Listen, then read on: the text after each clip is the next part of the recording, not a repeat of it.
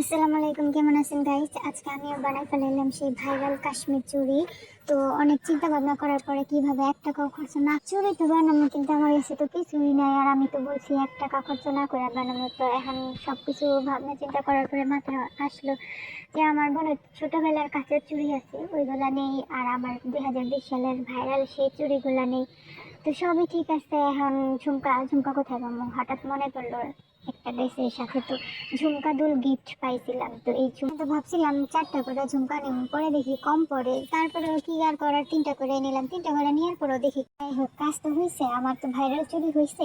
সব জায়গায় তো দেখলাম গোল্ডেন কালার, তো আমি এটা নিলাম। কি স্টিল কালার না কি কালার বলে আমার তো জানা নাই, আপনাদের জানা থাকলে বলি।